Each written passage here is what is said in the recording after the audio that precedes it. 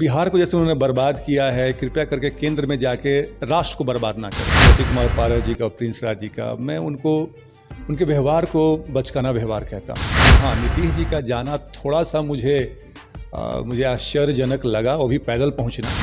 नहीं पहुँच पाते हैं, कोई कारण नहीं था, वो पहुँचना नहीं चाहते थे, यही कारण है। तो मजबूती ला रहे हैं और हम लोग उस समय का इंतजार कर रहे हैं कि जब लोग हमारे पास आएँ, हम किसी और के पास नहीं जाएं। बिहार के मुख्यमंत्री नीतीश कुमार पिछले दिनों तेजस्वी यादव के यहाँ इफ्तार पार्टी में जाते हैं। चर्चा तेज हो जाती है और फिर अमित शाह से मुलाकात और उसके बाद अब बंगला बदलना कहीं ना कहीं इशारा कर रहा है बिहार में कुछ बड़ा होने वाला है। ऐसे में लोजपा रामविलास के प्रवक्ता प्रोफेसर विनीत जी हैं। विनीत जी, कैसे देख रहे हैं, क्या लग रहा है, सरकार में कुछ स्थितियाँ बदल रही हैं क्या?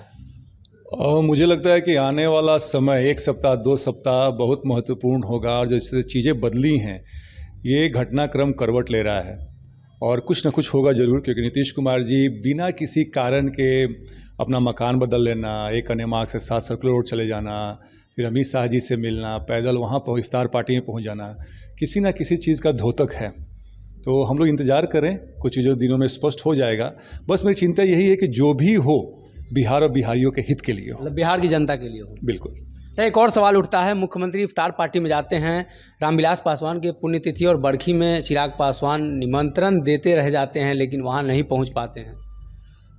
नहीं पहुंच पाते हैं, कोई कारण नहीं था, वो पहुंचना नहीं चाहते थे, यही कारण था।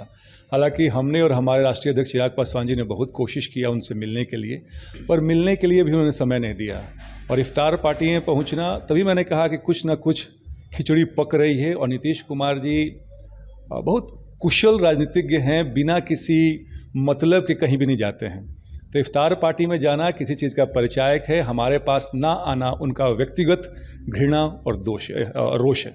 जी, चिराग पासवान से उनकी मुलाकात इफ्तार पार्टी में होती है। हालांकि बातचीत राजनीतिक नहीं होगी, लेकिन चिराग पासवान और तेजस्वी यादव के बीच लंबी बातचीत हुई है। क्या लग रहा है, कुछ बदलाव देखने को मिलेगा? तेजस्वी यादव जी हमारे चिराग पासवान जी के छोटे भाई स्वरूप हैं और ये शुरू से हमारे अध्यक्ष जी बोलते रहे हैं कि कभी भी ये दोनों परिवार का रिश्ता काफ़ी पुराना है, रामविलास पासवान जी के समय से पुराना है ये। तो इसमें ज़्यादा हम लोग रीडिंग बिटवीन द लाइंस ना करें, शब्दों के ज़्यादा मतलब नहीं निकालें।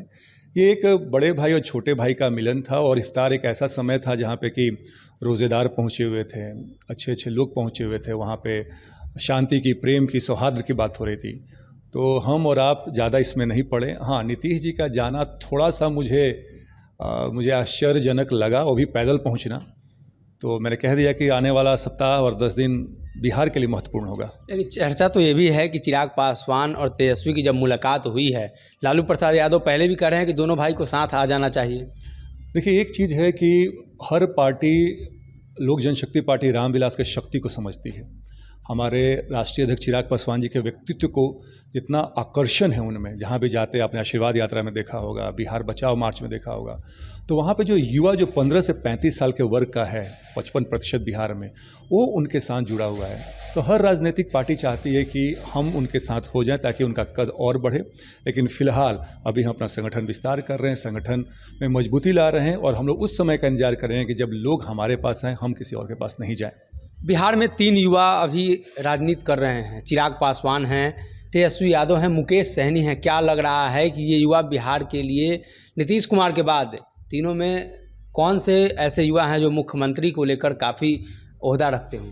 जैसा मैंने अभी कहा कि बिहार का 55% जो जनसंख्या है वो 15 से 35 साल के बीच में है।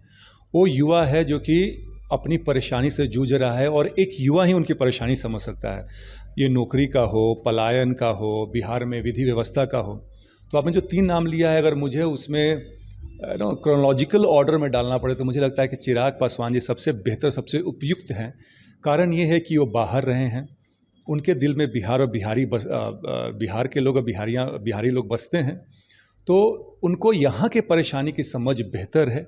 और तेजस्वी जी से थोड़े उम्र में बड़े हैं, कंप्यूटर साइंस से ग्रेजुएट हैं, तो मुझे लगता है कि वो आज के बिहारी युवा के साथ ज़्यादा कनेक्ट कर सकते हैं। बिहार में लगातार एक बात की और चर्चा हो रही है कि नीतीश जी गद्दी छोड़ेंगे, केंद्र में जाएंगे। आपके नज़र से अगर केंद्र में जाएंगे तो किनको मुख्यमंत्री का जो यहाँ की कुर्सी है देकर जाएंगे? क्या तेजस्वी यादव को देकर जा सकते हैं? और मुझे नहीं लगता है कि नीतीश कुमार जी का दिल इतना बड़ा है। संकोची स्वभाव के हैं, संकुचित मानसिकता के हैं, तो किसी को देंगे नहीं, वो कोशिश करेंगे। अगर ये जाए तो पहले तो मुझे लगता है कि बिहार को जैसे उन्होंने बर्बाद किया है, कृपया करके केंद्र में जाके राष्ट्र को बर्बाद ना करें।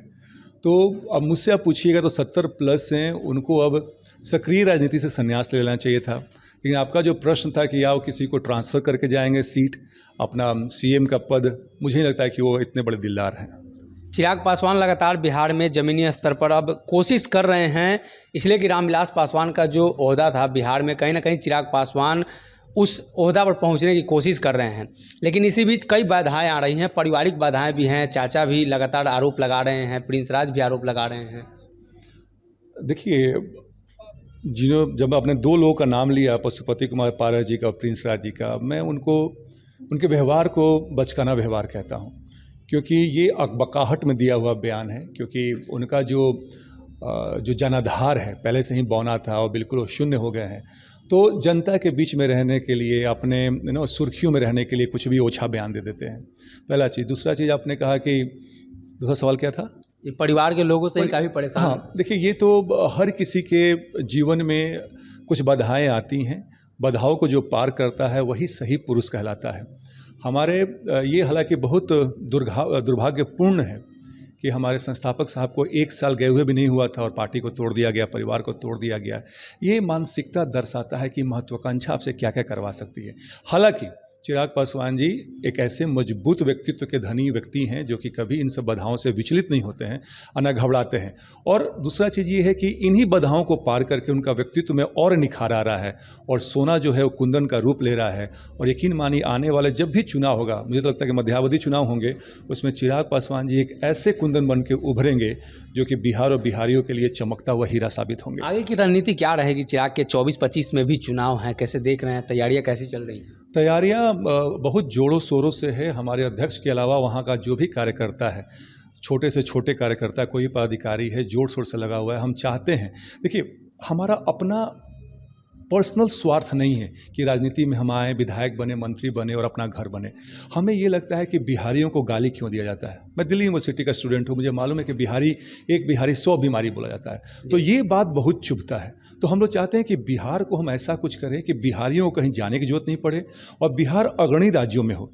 तो आने वाले समय में हम संगठन का विस्तार कर रहे हैं। हमारे जिला, प्रखंड, पंचायत में संगठनिक कार्यकर्ता मजबूती से काम कर रहे हैं। हाँ, आने वाला समय ये जरूर कहेगा कि हम किसके साथ गठबंधन में जाते हैं, क्योंकि ये तय है कि हम गठबंधन में लड़ेंगे और लड़ने का बस एक ही आशय होगा कि उस पार्टी के साथ गठबंधन हो जिस पार्टी का और मेरा जो विज़न है, हाँ, बिल्कुल सेम हो, बिहार और बिहारियों के लिए हो। जी, प्रोफेसर विनीत थे। चिराग पासवान का जो विज़न डॉक्यूमेंट जो उन्होंने पहले ही पेश कर चुके हैं बिहार की जनता के सामने, अगर उस डॉक्यूमेंट की बात जो पार्टी करेगी उसके साथ गठबंधन की बात होगी।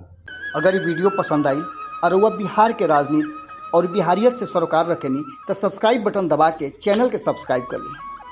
ओजे एगो घंटी बा, ओकरा बटन दबा देला से कुल सटीक और मारक खबर रुआ मुफ्त में मिल जाई। अगर रुआ पत्रकारिता के हमनी के नया प्रयोग में सहयोग कर चाहतानी तो ज्वाइन बटन दबा दी। पेटीएम नंबर नोट कर ली 9386816700। धन्यवाद।